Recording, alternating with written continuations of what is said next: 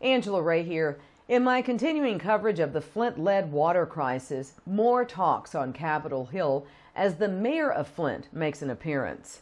Noticeably absent for the second time, Michigan Governor Rick Snyder. Here's more of my live stream interview as I dig deeper into the issues with other journalists and concerned citizens from around the country. We discuss which presidential candidate can best resolve this issue, as well as other infrastructure problems affecting our nation. Talk about, and I know you guys can definitely talk about the use of emergency financial managers, which end up turning into emergency managers, which these people have just ruined city after city. But Detroit, Michigan loves to use them. This governor loves using them. And people, anybody watching, these emergency managers only report to the governor. Right. Right. Yeah, there's no accountability. And I highly suspect that if people just focus on the emergency managers, which is not a good system. I mean, it's like downright undemocratic.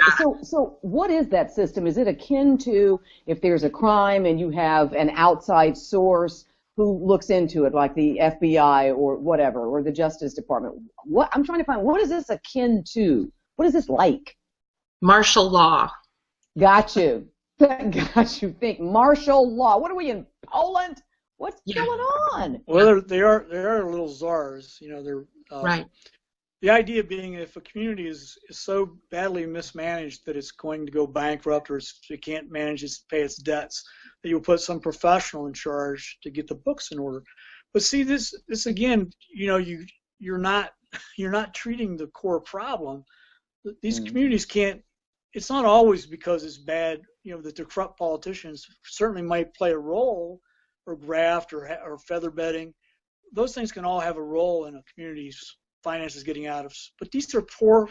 These communities would struggle no matter who's in charge of them. So these emergency managers don't have magic wands, and they become like dictators. So there's no. They can make whatever decision they want, and as you say, they don't report to anyone except the governor. Right. So, and we have them all across the state, and they, again, almost always in a minority, in communities that are with large minority populations. I cannot think off the top of my head of a white community that has an emergency. Well, there's a story in the Free Press, Detroit Free Press today about Legionnaire's disease, and I think it's probably very likely that we're going to be but lead poisoning has become secondary to what's happening with Legionnaire's disease, and the possible connection or the probable at this point connection to the Flint water. So the governor has a lot to answer for. And this governor, remember, was elected. He was the one tough nerd. He was a successful business executive. He was going to bring best business practices to Michigan. Wow, that sounds familiar. State like a corporation. Sounds familiar, Donald Trump. Republicans control everything in Michigan and have since the Tea Party in 2010 when Governor Snyder was elected. The Republicans control the state Senate. They have such a supermajority that they can't, the Democrats can't block anything in the Senate. They control the House. They control the state Supreme Court, which is ostensibly nonpartisan, but in fact it's not. Ostensibly. So they control all the levers of power in the state. And one of the first things they did was they cut taxes on businesses by $2 billion a year. And they got, of course, with the economy's done better since 2010. And so Michigan has made a modest recovery. Well, he's thrown that all away. Every penny that we've saved as a state, or that we've gotten on the plus side, is going away with this Flint crisis. It's going to cost us every penny of that and more. The Moody's and some of the other rating services are getting ready to lower, or warning that Michigan credit rating is probably going to get downgraded. So any successes that he's can, for six years in office, and can say we've had this success in making the economy better, they're going by the boards because of this debacle. And just one decision in Flint is just going to cost. The building the KWA was $1 billion wasted, I maintain. And now how many billions more are we going to add into it because of this?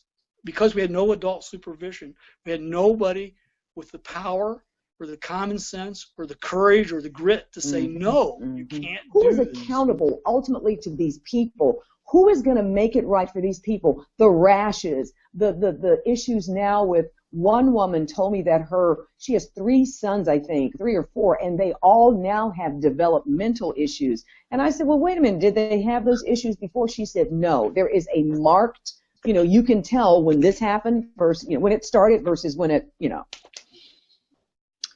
Yeah, that really makes me so mad. That makes me think. People need to think about it like this. Mm-hmm. If there's an earthquake in the Philippines or something, we're going to send aid immediately.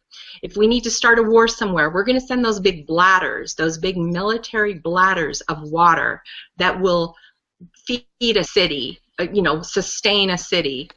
And yet we're going on almost 2 years that those people, even as I say this, have no help.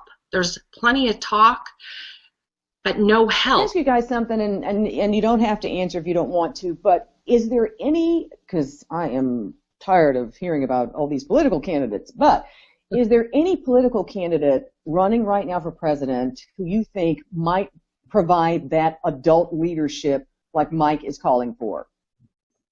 I'll start with you, Schatzie. The oldest of the adults. Yeah, Bernie. Bernie's the only one. Bernie? Yeah, Mike, he's the only one. Who do you think, Mike?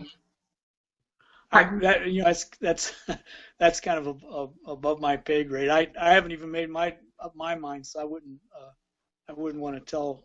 I wouldn't want to suggest to somebody else who, but I do like people who've had some have accomplished something, and I don't necessarily believe that's any of the politicians. I guess you could say some of the governors have some accomplishments, but I don't really see anybody running for president who just takes my breath away.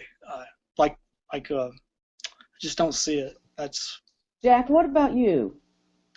I was very, very impressed. I was very, very impressed with Hillary Clinton. She has embraced this issue like no other candidate. In March, you'll be in Flint soon. Yeah. In March, she beat the drum. She's the one that is going. She's the reason why there's going to be a debate, a Democratic debate in Flint in March. Okay. But in terms of long range, I think the elder person that's running for president, Bernie, he would get it done. Who would get it done? He would get it done because I think he is sensitive to the poor and to the people and not to the corporations and privatizing our communities.